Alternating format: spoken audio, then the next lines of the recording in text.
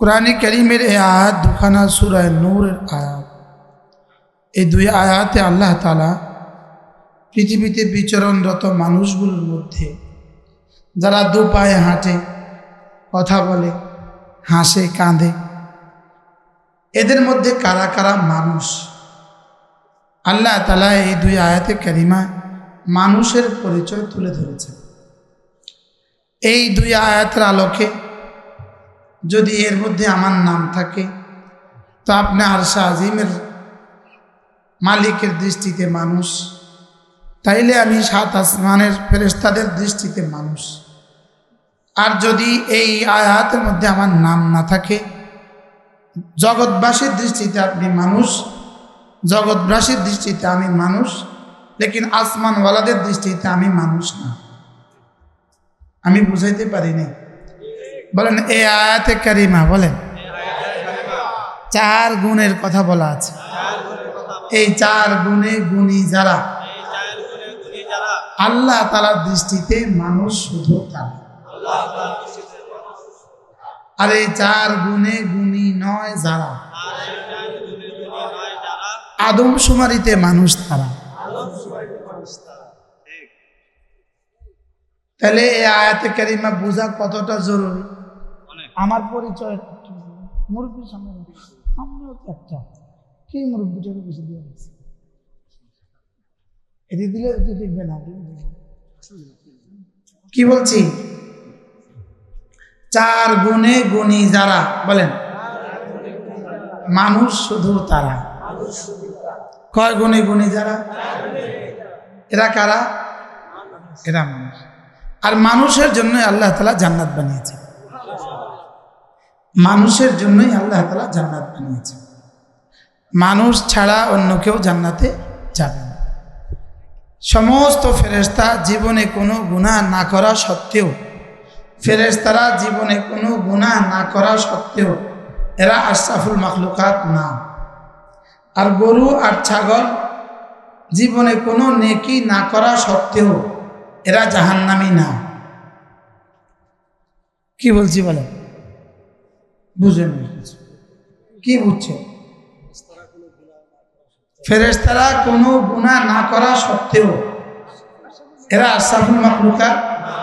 আর গরু আর ছাগল কোনো ইবাদত না করা সত্ত্বেও জাহান্নামী না। গরু আর ছাগল জীবনে কোনো ইবাদত করছে, আর ফেরেশতারা জীবনে কোনো গুনাহ করছে? ফেরেশতারা কোনো গুনাহ না করা সত্ত্বেও আশরাফুল মাখলুকাত না।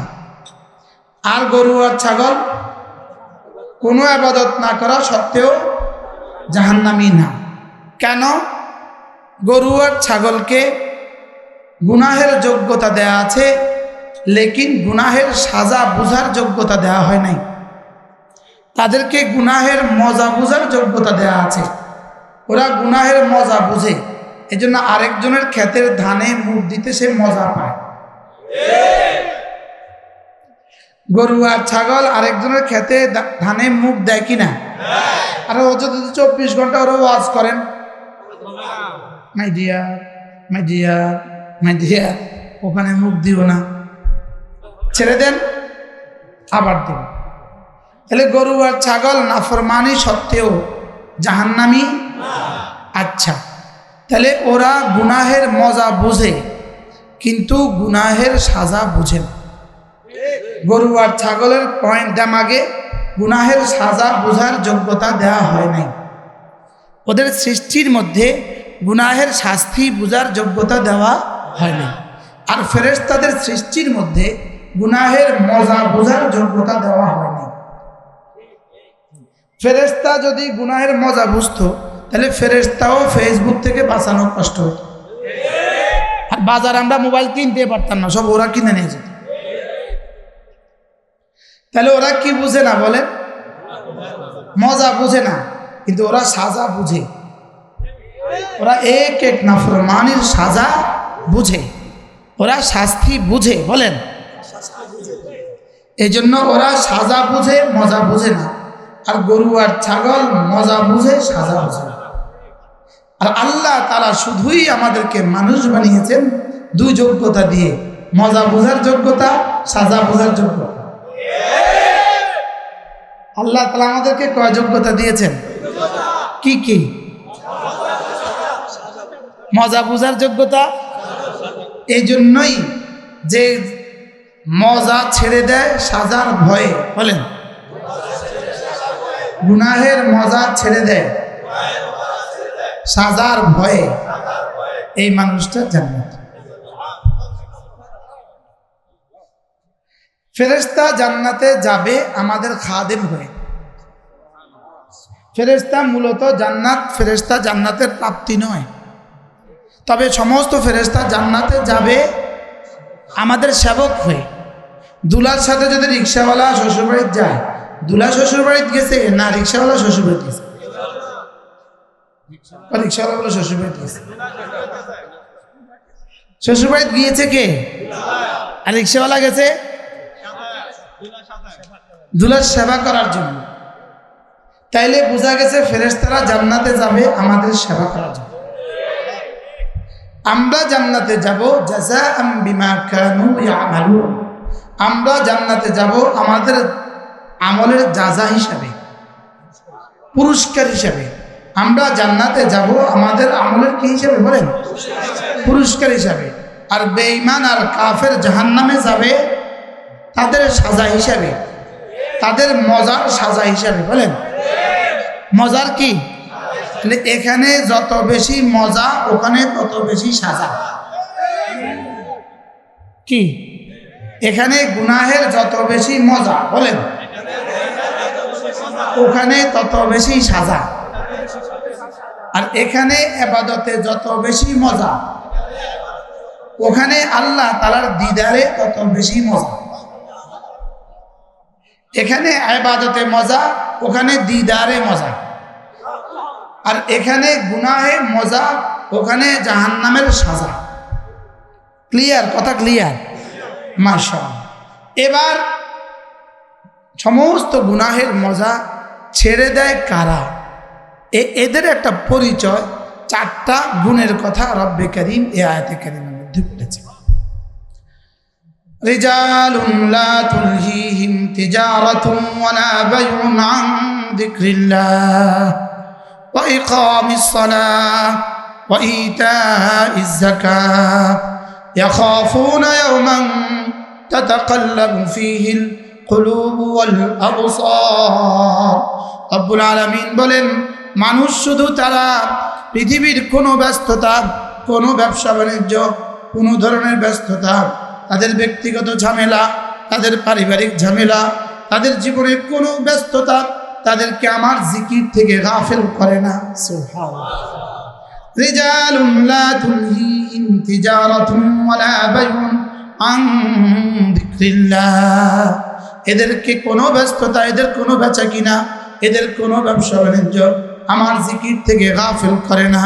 তাহলে মানুষ শুধু কারা জিকির থেকে গাফিল হয় না? যারা এখানে জিকির মানে জিকরে কালবি, জিকির মানে এখানে জিকরে কালবি, হৃদয়ের জিকির। এখানে জিকির মানে কি? হৃদয়ের জিকির। জিকির মানে কি? আবার বলেন, জিকির মানে কি? আমরা যেটাকে হৃদয় বলি, এটার ইংরেজি তর্জমা হার্ট, বাংলা তর্জমা হৃৎপিণ্ড। বাংলা তর্জমা কি? হার্ট যেটা, হৃৎপিণ্ড সেটা। লেকিন হার্ট যেটা, হৃৎপিণ্ড যেটা, এটার আরেক নাম হৃদয়। আরেক নাম কি বলেন? আরেক নাম দিল, আরেক নাম কলব।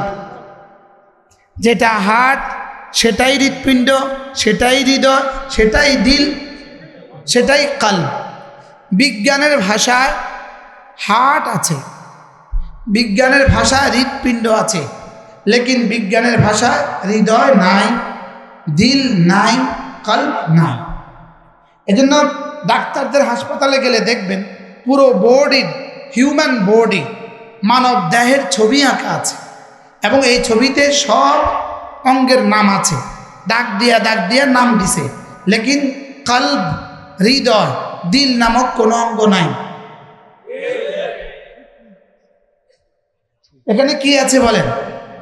হৃৎপিণ্ড আছে অথবা হার্ট আছে, লেকিন কি নাই?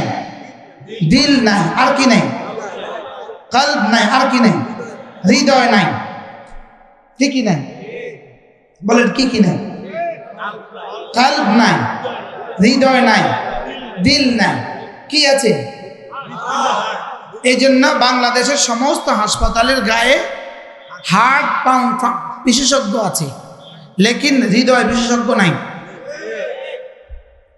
কি বিশেষজ্ঞ আছে? হার্ট বিশেষজ্ঞ আছে, হার্ট ফাউন্ডেশন আছে, হার্ট ইনস্টিটিউট আছে, লেকিন কি নাই? দিল বিশেষজ্ঞ নাই, কলব বিশেষজ্ঞ নাই, হৃদয় বিশেষজ্ঞ নাই। এবার আমি আপনাদেরকে জিজ্ঞেস করি, মানব দেহে কি আসলে হৃদয় আছে না নাই? আসলে দিল আছে না নাই? এই জন্যই তো ওরা কবিতা গায়, এ হৃদয় শুধু তুমি। মানব দেহে তো হৃদয় আবার আসলো কোথায়?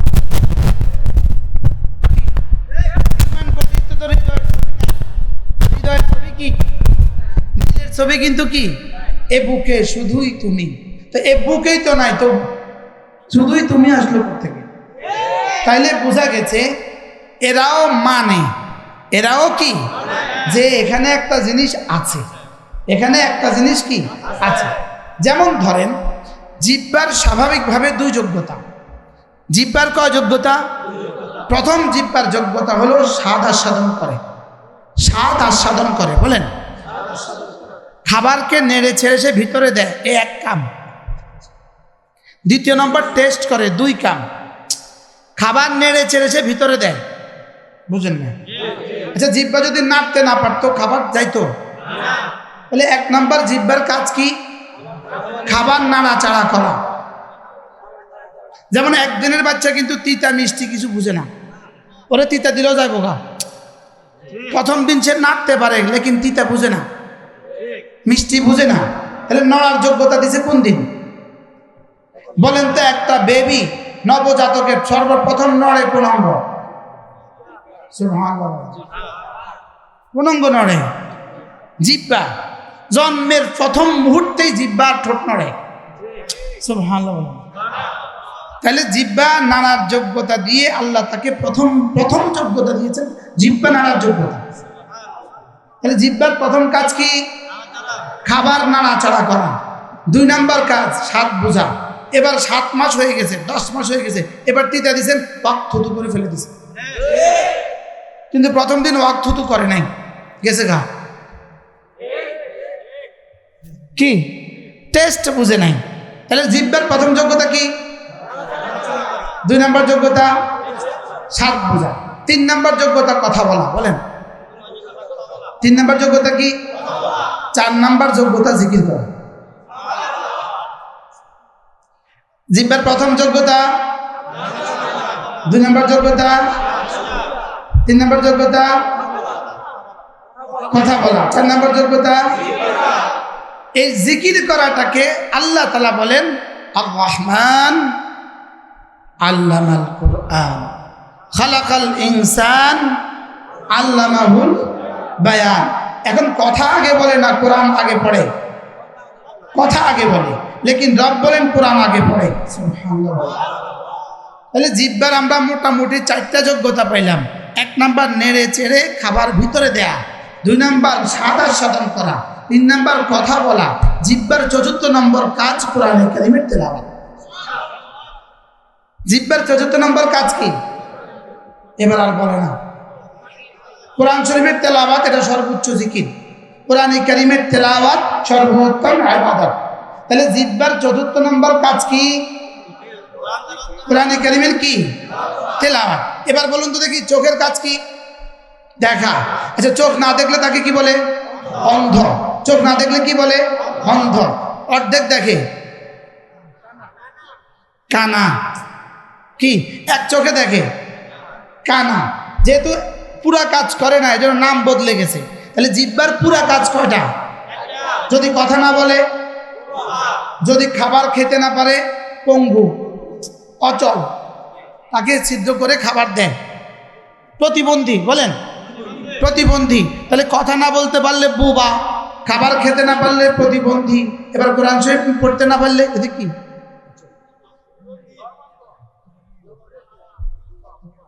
কি কোরআন শরীফ যদি পড়তে না পারে, কোরআনের কারীমের ভাষায় তার 4টা নাম আছে। কয়টা নাম? যদি অস্বীকার করে কাফের। বলেন, জোরে বলেন। যদি অস্বীকার করে কাফের, যদি অস্বীকার করে, যদি স্বীকার করে না মানে তাহলে ফাসিক। স্বীকার করে না মানে তাহলে ফাসিক। বলেন, স্বীকার করে না মানে আর পারে কখনো করে না কাফের। পারে কিন্তু কি করে না, বলেন করে না। এটা কি?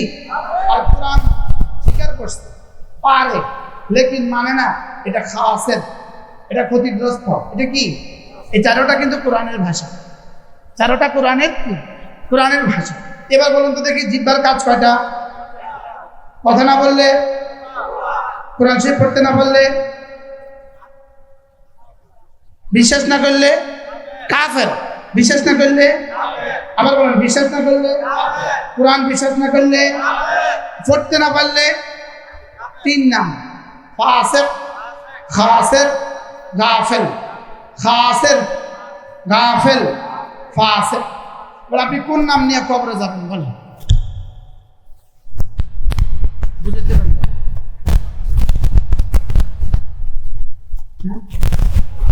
তাহলে এখন কি করতে হবে আমাকে? কোরআন কারীমের তেলাওয়াত শিখতে হবে। কোরআন কারীমের তেলাওয়াত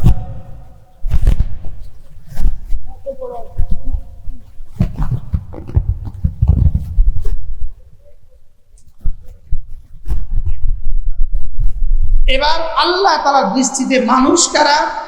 আল্লাহ তাআলার দৃষ্টিতে মানুষ কারা? হৃৎপিণ্ড ঠিক আছে, খেয়াল করেন। হৃৎপিণ্ড ঠিক, খেয়াল করেন। হৃৎপিণ্ড যদি ঠিক থাকে, মানুষের চোখে দেখা ঠিক।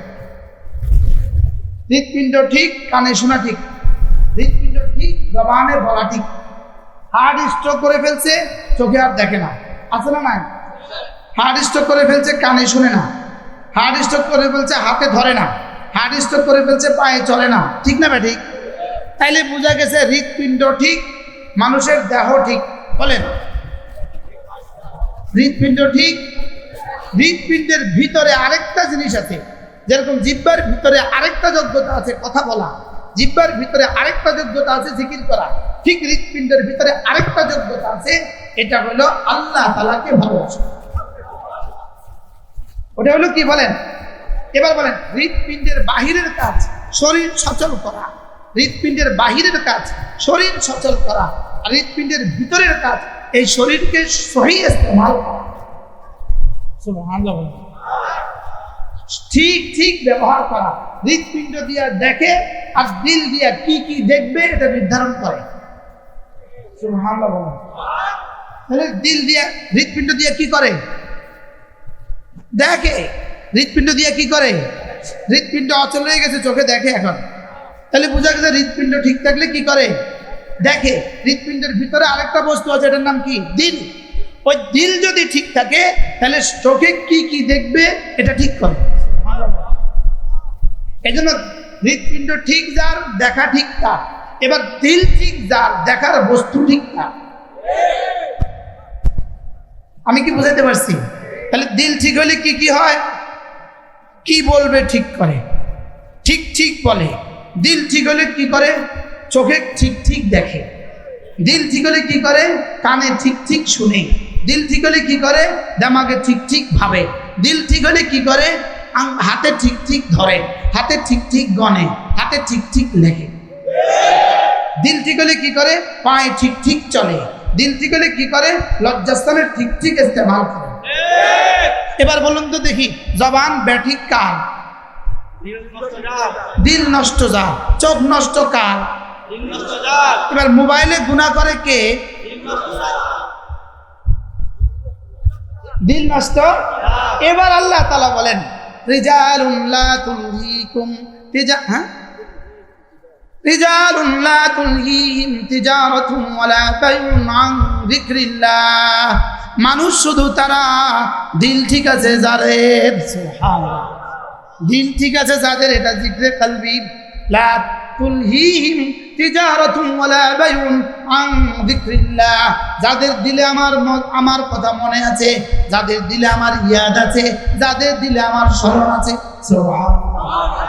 এরা দোকানে লেকিন এদের দিলে আমি, এরা ফ্যাক্টরিতে লেকিন এদের দিলে আমি, এরা কলেজে এদের দিলে আমি, এরা ফ্যাক্টরিতে এদের দিলে আমি, এরা ড্রাইভ করে এদের দিলে আমি, এরা দোকানে এদের দিলে আমি, এরা বাজারে এদের দিলে আমি, এরা প্লেনে এদের দিলে আমি, যাদের দিলে শুধুই আমি, আমার দৃষ্টিতে শুধুই তারাই শুধু মানুষ। বুঝা গেছে? আজকে কিছু কি বুঝা গেছে? এবার বলুন তো দেখি, হৃৎপিণ্ড যদি শুধু 3% অচল হয়, আপনি কি এখানে বসে থাকবেন না হার্ট ফাউন্ডেশন? আচ্ছা, শুধু 1% অচল, 1%, শুধু 1% ব্লক, 1% ব্লক, 1%, আপনি কি এখানে থাকবেন না হার্ট ফাউন্ডেশন থাকবেন? ডাক্তার দেখাবেন কিনা বলেন? কত পার্সেন্ট ব্লক? 1%। শুধু একটা নার্ভে শুধু একটু চর্বি জমে আছে, শুধু একটু চর্বি জমছে, আপনি ডাক্তার দেখাবেন কিনা বলেন? আচ্ছা, এবার বলুন, হার্ট ফাউন্ডেশনে যেতে আপনি একটু হলেই তো চলে যান। এবার বলুন তো দেখি, আপনার দিল কতটা নষ্ট হলে চোখ এত নষ্ট, দিল কতটা নষ্ট হলে জবান এত নষ্ট, দিল কতটা নষ্ট হলে হাত পার যৌনাঙ্গ এত নষ্ট। এবার এই নষ্ট নিয়ে কবরে যাবেন না, তোমার আল্লাহর কাছে যাবেন বলেন? কি বলছি? এবার কোথায় যাবেন ঠিক করেন। এবার বুঝে নাই, এবার আর বুঝে নাই। এবার দেখেন, হৃৎপিণ্ড যদি ঠিক হয়, এটা আপনাকে ঠিক সার্ভিস দেয়। একটানা 70 বছর সার্ভিস দিছে হৃৎপিণ্ড, ঠিক সার্ভিস, লেকিন শেষ ঠিকানা কবর। হৃৎপিণ্ড ঠিক সার্ভিস, দিল নষ্ট। হৃৎপিণ্ড ঠিক সার্ভিস, দিল নষ্ট, লেকিন শেষ ঠিকানা কবর। এবার দেখেন, হৃৎপিণ্ড, কবর, জাহান্নাম। বলেন, হৃৎপিণ্ড, কবর, জাহান্নাম। এবার হৃৎপিণ্ড ঠিক আছে, দিলও যদি ঠিক আছে, এবার হৃৎপিণ্ডও ঠিক, দিলও ঠিক, কবর, জান্নাত। কি ভাই, দেখতে তো সব হৃৎপিণ্ডওয়ালা, দেখতে তো আমরা সব কি, আমিও হৃৎপিণ্ডওয়ালা, আপনিও হৃৎপিণ্ডওয়ালা, সবাই হৃৎপিণ্ডওয়ালা।